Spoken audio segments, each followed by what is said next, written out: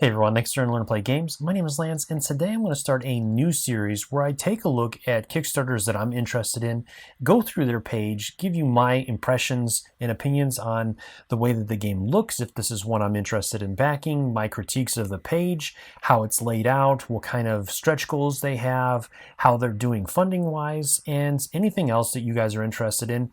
This is a work in progress series, so let me know in the comments below what you think of these. If you like these videos, if there's additional content or things that I can add to these videos to make them more interesting, let me know how I'm doing. And so let's go ahead and dive in. The first one I want to tackle is Overlord, which is a brand new boss monster adventure game from Brotherwise Games. So let me go ahead and start off by watching their trailer video, and let's see what this game is all about. For years, they've lurked in their dungeons, vying for the title of boss monster. But a call has gone out, summoning them from their dark layers into the light. There's a whole new world to be mastered, a deadly overworld of dark forests, putrid swamps, eerie graveyards, menacing orc camps, and perilous caves. Which mastermind can bend this world to their will? Which monarch will raise the deadliest army of monsters? Which villain will build the most powerful map? Which boss will be crowned Overlord? Overlord is a video game-inspired board game set in the world of Boss Monster. Players take the roles of evil bosses, vying to create the deadliest and most powerful overworld map. The player with the highest power score at the end of the game wins. Each turn, players draft a terrain tile and monster token and place them on their board. But beware, each terrain type is scored differently at the end of the game, and you'll have to line up bands of monsters to maximize their deadliness. Overlord is perfect for players of all ages and skill levels. Beginning players will enjoy the map building and set collection aspects of the game, while advanced board gamers will find new ways to maximize their score with every playthrough. So it's time to leave your dungeon, join us in the world above, and claim your rightful crown as Overlord. Cool. I like the trailer. I like it when they go into detail about what the game is. I've seen a number of companies lately that have done trailers that are basically just cinematic trailers. They don't tell you anything about the game. They don't tell you anything about the gameplay. You have no idea about anything. I mean, it's a cool trailer, but it doesn't really give any information. So I definitely like this. They gave me what the game is about. It looks like it's a lot of fun. Tile placement, scoring, trying to get the most points out of your placements, and that adding your different tokens. So looks like it's really cool. As of right now, this has got 15 days left. It's got over 3,000 backers already and is sitting at 166,000 with a goal of 35,000 to start. So well on its way. It's done a tremendous amount of backing already, and I'm sure they've unlocked a bunch of stretch goals. So let's go ahead and take a look at some of the additional features here. All right, so first let's take a look at the pledge level. So there's a base pledge level at $40 or more, and this is the Overlord Kickstarter edition, one copy Overlord base game, including all stretch goals, unlocked during the campaign. Shipping will be calculated afterwards, makes sense. And that one has got 800 backers, a little over 800, almost 900. Then there's a little bit of a upgraded version at $55 for the Tower Edition, and this is going to include the base game and a tile tower, which I'll take a look at a little bit later, and the market board. So a couple of additional accessories and whatnot. And then there is a retail pledge, so if you're a retail store, you can get in on this and get 6 copies. So very basic pledge levels.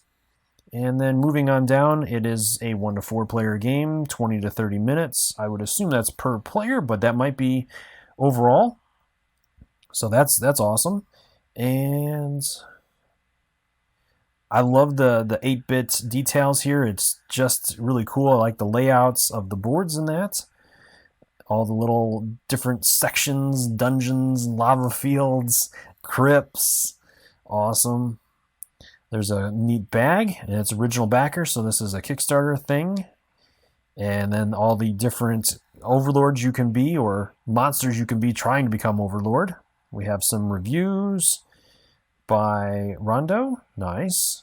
And we have how to play, breaking down some of the different features, it looks like. with some animations. Cool. Probably just pulled those from the video.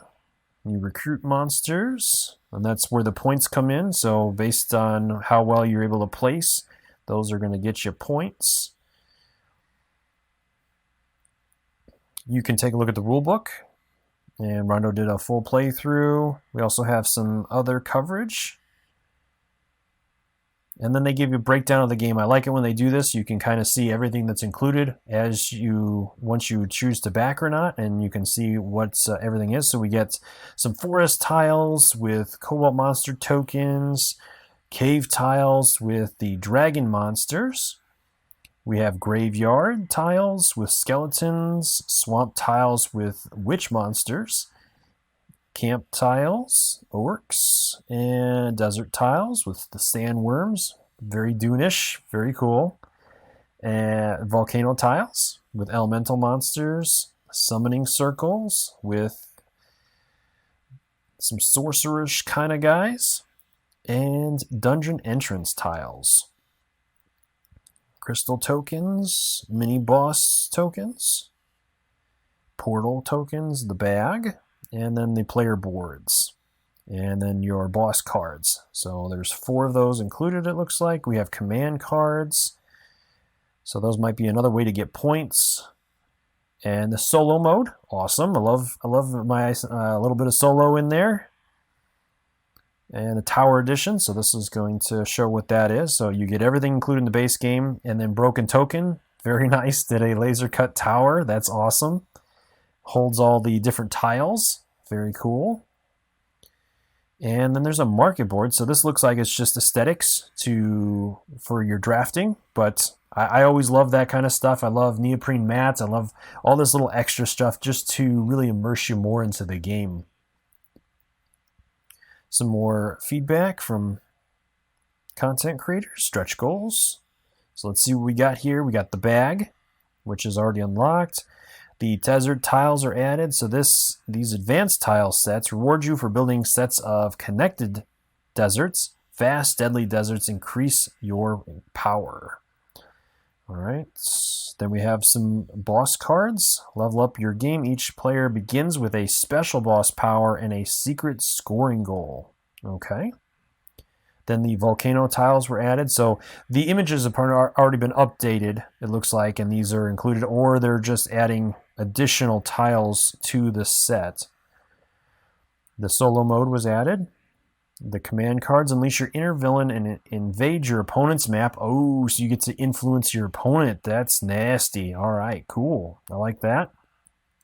Adds a little bit more depth to the game. If you like backstabbing and stuff, that adds a whole nother element to how you're playing, and as opposed to playing your own little individual game against other players where everything's isolated. That's an interesting feature, so that's cool. I like that. We added the summoning circles, and then we expanded illustrations. This is the first locked one, so this is what our current goal is. Every train type in the base game has 4 variants. With this upgrade, we'll double that to 8. So that's nice. Always cool to see more artwork, new designs, adding more great content to the box. After that, we have at 175, there's the Cloud Islands. These take to the skies. Cloud Islands soar above other train types with a whopping 7 power value, so that must be really important. But they lose a point for each other type of tile you have, creating a challenge for any advanced player. Interesting. So high power, high risk, high reward if you can pull it off. 5th player mode, so if we get to 185, they'll add a 5th player to the game. That's always a good option, depending upon your group size. And then they have more stretch goals coming, and then we have additional input from more content creators, and then there's some add-ons. So we have an add-on for the original Boss Monster game, so if you're still enjoying new content for that, they have a whole new thing for that, the Vault of Villains. Love the design still. It takes me back to Nintendo days. And then they give it the shipping breakdown. So shipping friendly for a lot of different countries. That's awesome. Always good to see. Prices look good. US 5, Canada 9, EU 11, rest of Asia is 15, Norway, Sweden 20, all others 50 to 70.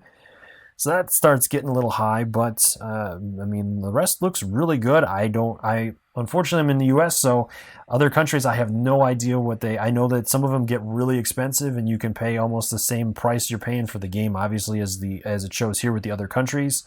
So, but it looks like it's a really cool game. Definitely am interested in checking this one out further.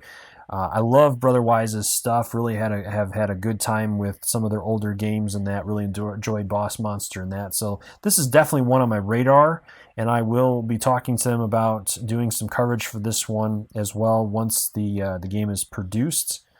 And hopefully I'll get to do a teaching video on this or something in the future, and maybe feature this in my solo games and that. So let me know in the comments below again what you guys think of this, if you enjoyed this format, if you found this helpful or useful in any way, and if there's other information that you would like me to include in these videos. So until next time, I'll see you guys later.